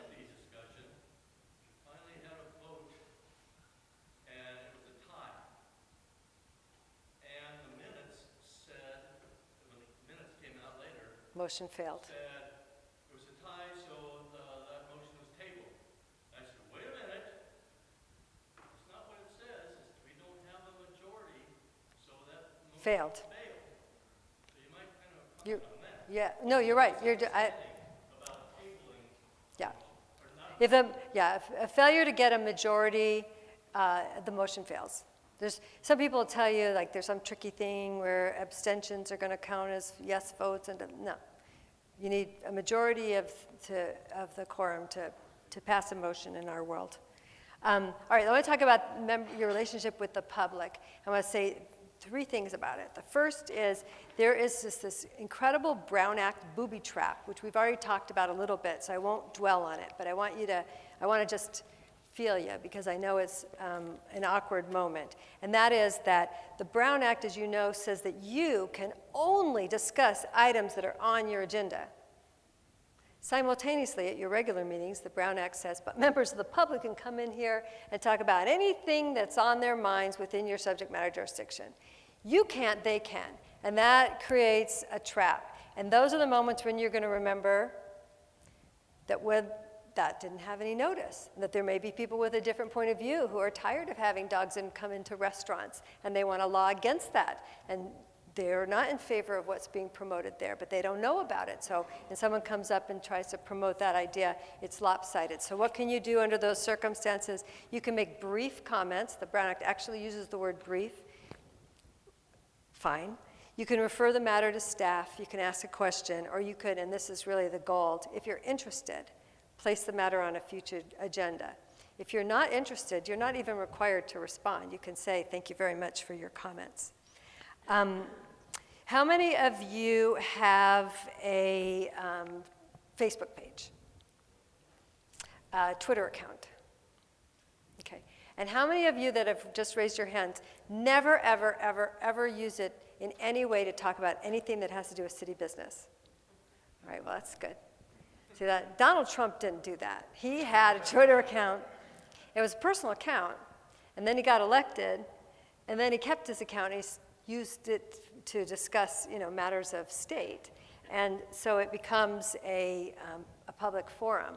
And by doing that, as a public official, he eliminated his right to block people on Twitter. So if you are using your Twitter account for public purposes and a resident of the town, not Donald Trump, you can block him because he's not really a resident here, but a resident of the town is trolling you, you shouldn't block the troll, just ignore the troll.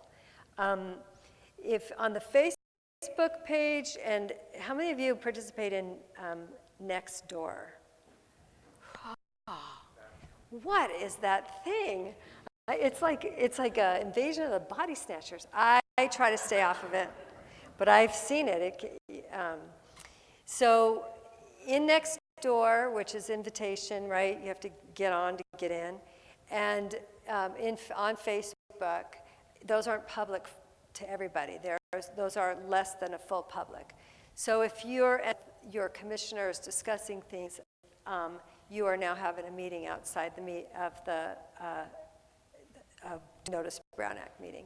There are issues with using social media. Social media is prevalent, it's happening, it's important, but you have to be really careful with your role as a commissioner when you're using it. It's great for information, one-way information. The information shouldn't be, here's going to vote, because that who knows who's going to see it. If you get you can be used for consultation to get some feed from people, but it cannot be used for deliberation. That you absolutely don't want. All right, so managing bias. We all know that in this country, we provide equal protection of the law. It's the actions that are more important than what's in your heart, which is good because it's harder to change what's in your heart than to monitor your actions. But I do think that to be an effective public servant, you need to become aware of and address your biases. If you don't, then you fail the ability to create an inclusive community, which I know is one of the values that we have here. And it's a lot easier to know what to do to treat people with equal respect if you actually think that they deserve it. It'll become more of an instinct thing.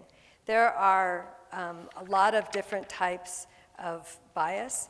The one thing I've learned over the years is that most people, they recognize that they have some biases and maybe that it's not entirely a negative thing. The definition of bias is a preference or an inclination that inhibits impartiality or prejudice. I've got a brand new grandson. I'm pretty sure he's the cutest boy in the whole wide world.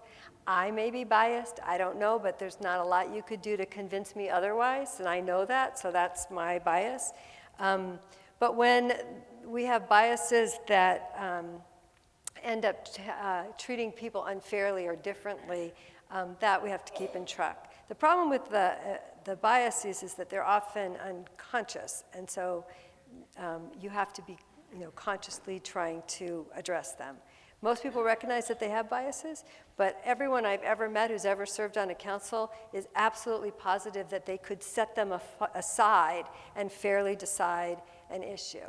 And that is almost never true. There are legal issues that you'll talk about, your AB 1234 on how to deal with bias. I want to address what you can do in your daily public service to help you identify and rid yourself of the biases. And I'm going to just try and be very practical about this. And I'll start with, acknowledging that some things are very deeply ingrained, so we know that. This is a statistic they always put in bias presentations that I've seen as a 5-foot-tall woman. I don't know about this one, but do you know that less than 15% of American men are over 6 feet? So less than 50, that surprised me. Less than 15% are over 6 feet, and that almost 60% of male corporate CEOs are over 6 feet, right? So apparently there's something about tallness that is some ingrained, bias that we seem to act on. The biases come out often in stereotypes. That's another way that we see them a lot. I'll give you an example. From recently in Newport Beach. They were looking to, what they wanted to do was get rid of sober living homes. That's what they wanted to do. But they knew that they couldn't because recovering alcoholics are protected under the American Disabilities Act. So they knew that they couldn't do that. So they came up with an idea of making it a little broader and just getting rid of sort of group homes and boarding homes generally. But people were really upset about is the sober living. So what would happen was at the meeting, the residents came up and they said things like, we can't have these alcoholics, these addicts in our neighborhoods. A lot of them are sex offenders. A lot of them go back to using and drinking, and then they are thieves, and they steal our cars, and they all smoke, and they leave their cigarette butts everywhere, and they had just a slew of stereotypes that they were saying. And the council was saying, well, yeah, but this is a broader thing. This is, all group homes. We're just not talking about alcoholics here. And then the community would come up and they would say, but that's all we want you to do. We want to make sure this is our problem we have to do. And the council member during the hearing responded, yeah, we know what you want. This will take care of it. Don't worry. So here was a decision that was made almost entirely on stereotypes that weren't expressed by the council, just by the community. And in that case, the Ninth Circuit held the city responsible for the utterances of the community. Why? Because nobody on the council said, wait a minute. You don't know that. We don't have any evidence in front of us that suggests that alcoholics behave that way or sober alcoholics behave that way or that secondary impacts are actually happening. In fact, the evidence we have shows us this and this and this.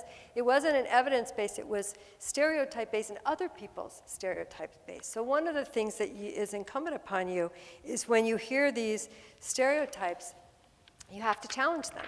You can't sit quietly in a room and congratulate yourself for not having any prejudices or for not having any biases. It's incumbent upon us as, part of a government that's trying to be inclusive to take action.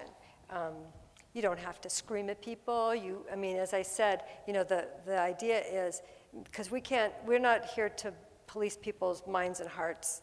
In Pasadena, they can't even, police their mouths.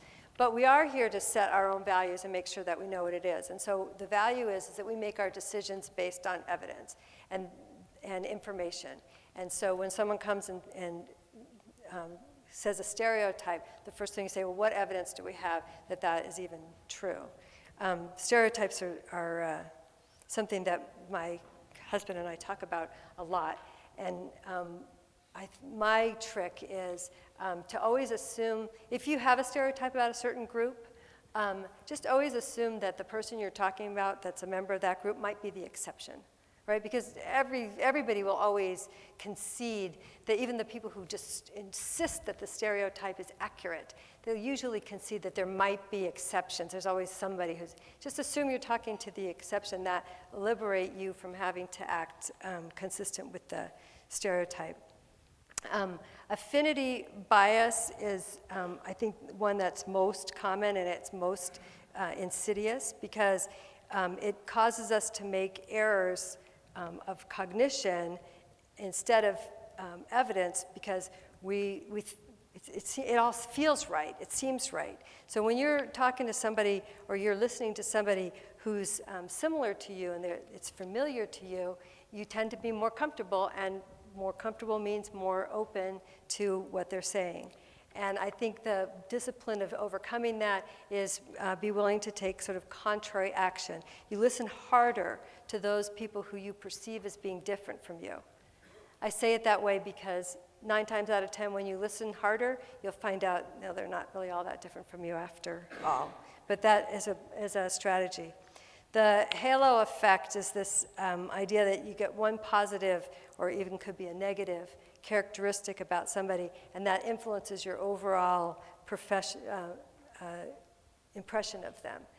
Like somebody could be very well-spoken, good vocabulary. So you're just assuming that they're smart and original, and that isn't always the case. You have to listen to content, and there are people out there who are less articulate who have also ideas. I think that the way to avoid the halo effect is to remember that everybody has good and bad qualities.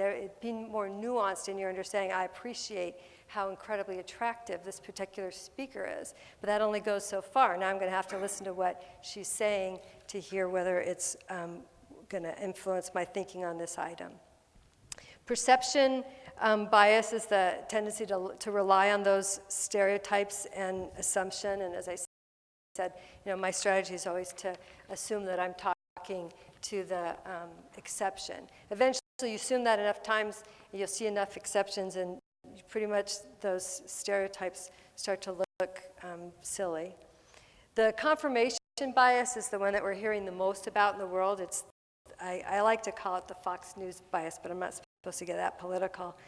But, it's when you hear instantly those things that agree with the position that you're forming, and that helps, bolster your opinion and bolster your ideas.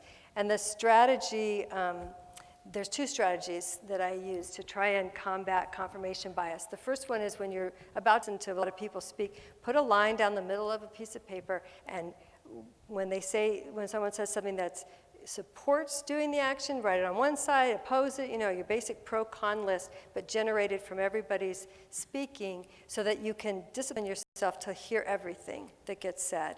And the other thing is, it's like a test, Before you make a final decision, you ask yourself, what do people who would disagree with this action say? What would they say? It doesn't mean you have to do it any differently. There's a funny thing that happens sometimes with commissioners, is that sometimes you get into the idea that you don't want to hear the other side, you don't want too much evidence to pile up on that would support a decision that's different than one you want to make. And that instinct is just a discomfort with your authority. You get to make the decision. You get to make the decision even after you hear everything and there's good, solid reasons to do it differently than what you want, you can still decide to do it for your other good and solid reasons. You know, I do a lot of litigation where I'm supporting the decisions that are made by city councils, and the courts are very clear that there's not just one answer, that these records can different outcomes, and that you're entitled as a group to deliberate, listen to it, deliberate, and come up with your own, and you shouldn't be afraid of that. And then, of course, we all know about groupthink, right? And that sometimes the newer commissioners are less willing to come in and give their ideas because they sound kind of off cuff and not as polished as people who have been around for a long time. Encourage those ideas to come out. Seek the minority or the unpopular opinions and points of view just to get them on the table. Once again, we can all decide by votes where we're going to go, but we shouldn't decide until we've heard everything. And you want to create an environment that encourages and cultivates the opportunity for those views. I think as I've gone through this, I've given you most of my best ideas for how to deal with it. But obviously, consciousness cures unconsciousness. The problem is that you don't know you're unconscious, right? And so you have to decide to make a discipline of questioning yourself and making sure that your biases are not impeding your judgment. One very easy way to do that is to champion the rule of law. Come up with objective standards or criterias or processes that you apply to your decision making so that you can apply that uniformly. And of course, you always want to challenge your own assumptions. It isn't easy, but it should be a priority. You want to prioritize being inclusive and fair. Find ways to change. So I think that's important, and that's one of the ways that we make sure that we're fair. Our society tends to settle in and work for the people that are around it. If you want to broaden your circle, you're going to need to actually challenge yourself. And then to really listen to what people are saying, to really listen. You would be surprised how much knowledge and wisdom and there is out there. Yeah? Can you differentiate challenge your assumptions from groupthink? Can I differentiate challenging your assumptions from groupthink? I think challenging your own assumptions is an antidote for groupthink, right? Groupthink is where you're going to allow yourself to accept what everybody is saying and go along with it, assuming that they know better, they've been around longer, assuming that if three of them want to have the motion, it doesn't matter what you say because it's going to pass anyways. I mean, those are all the kind of groupthink outcomes. And when you challenge your assumptions, you say, well, you know what, maybe I will just make a run at trying to change a mind or two here.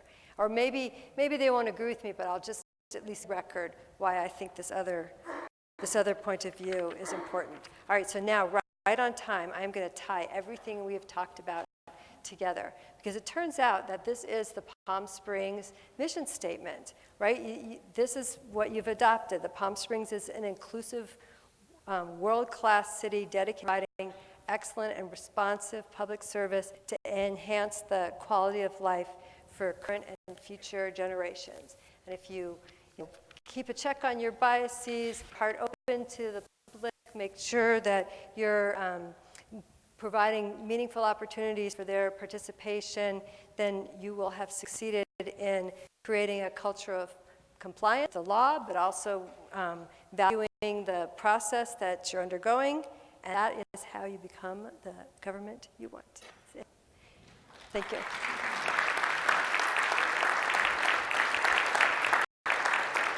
I very obnoxiously took you right to the 1:58 mark. So we have a couple minutes for questions, and Jeff and Mike should be ready to too. Is there any questions? When you were talking about the different biases, or people are saying this group, should the request for evidence be directed to staff rather than that individual who's making those assumptions? No. His question, oh, you heard because he has a microphone now. Yeah, no, see, that's the thing. Let's go back to Newport Beach, right? So they get up there and they say, you know, blah, blah, blah, blah, blah. A council member could have said, you know, Mr. Neighbor,